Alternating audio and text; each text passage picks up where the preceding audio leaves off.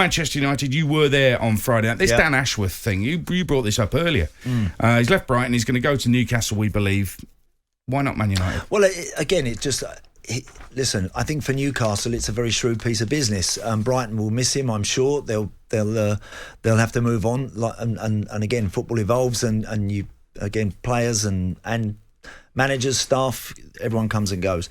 But I do think when you've got someone that is clearly as well thought of and highly regarded as what Dan is, then the best teams should be in for those sort of people. When I think of Liverpool's sporting directors, technical directors, I know they're slightly different, but Liverpool, Michael Edwards, now Mike was moving on to pastures new, whatever.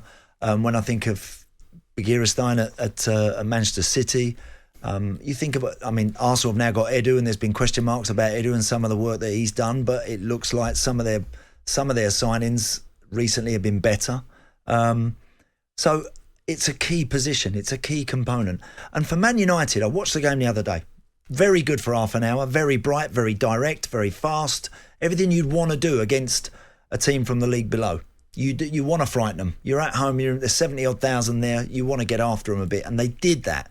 They did that well. They got in front. They missed a Ronaldo pen. They had other chances. Could have gone in 2 or 3 up at half-time, but they weren't. There was only one. And because it's one, then all of a sudden you're living on your nerves. Now, when that game went in the balance second half a bit, as Borough started to have a bit of a go, because United didn't get that second goal, then you could sense a completely different vibe in Old Trafford. You could feel something might be happening.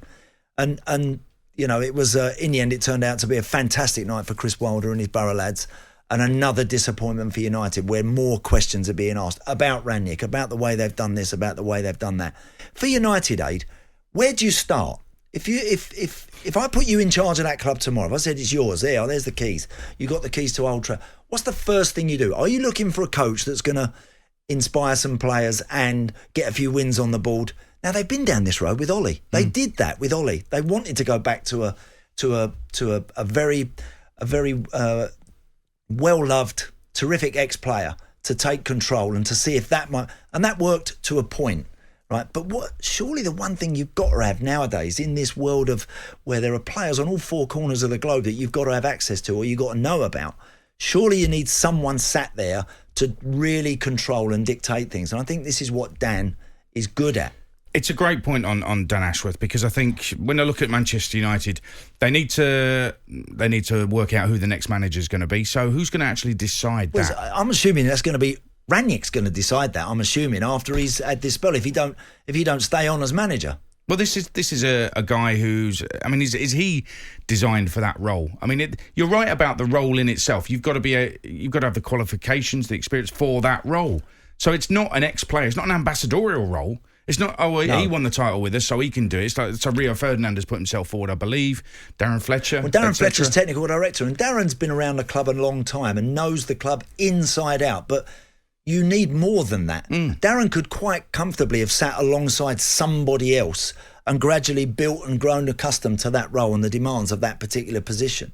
Because he's learning on the gig himself. Yeah.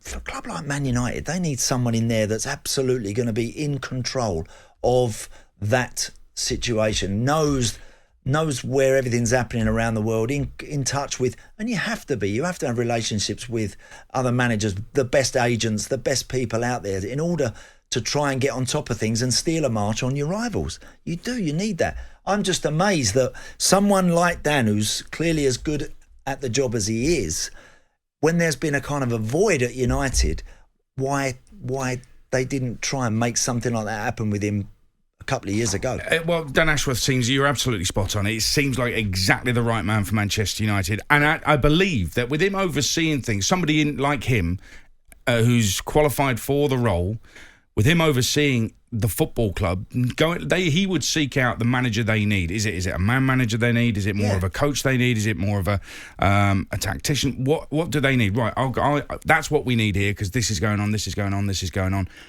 That's what we need. So I'll go and identify that and go and get that manager.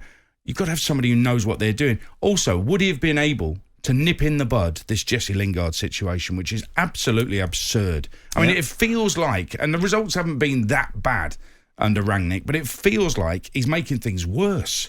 But he is going to make things worse, because he's been kind of crowbarred in, and he's been told, well, you're there to the end of the season, then you got a 2-year contract after that. Doing what? Undermining the manager who comes in. It's a madness situation because they've got nobody running the place properly. No, look, it is weird. And by the way, on Friday night, it was 11 o'clock by the time I got out of Old Trafford. Honestly, it was. I couldn't believe it.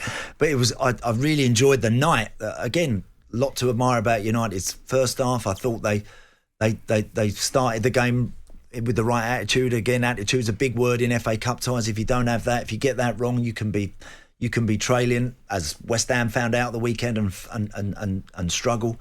But United weren't like that. They were in the box seat. I think Keno said on the box they managed to throw the game away, which is right.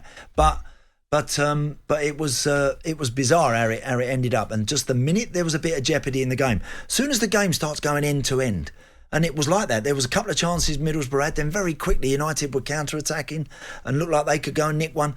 But all of a sudden, when the game goes like that, you can easily get done. You can easily take a punch full right on the chin and get and concede a goal. And look, that's what happened. By the way, the goal was ridiculous. The Middlesbrough goal, to allow that is just I think totally oh man alive. Was it deliberate?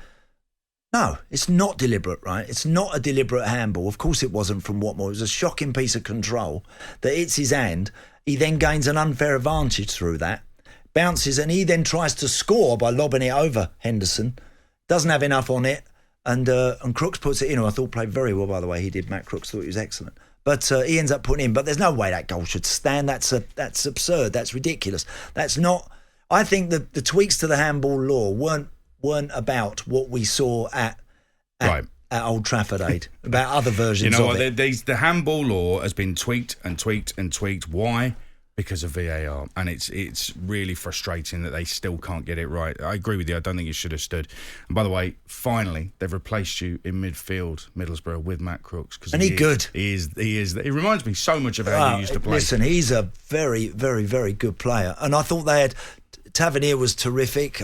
There was some of the boys at the back we're going to speak about a bit later were excellent. But when Middlesbrough started to have a bit more of a go second half, because it's only one, and I could see them getting something. I could sense. I'm sure United fans. I'd love to hear from a few United fans that must have felt like something was happening there in that second half, and the game was starting to get away from them a little bit. Well, let's hear from you. 0371722 3344.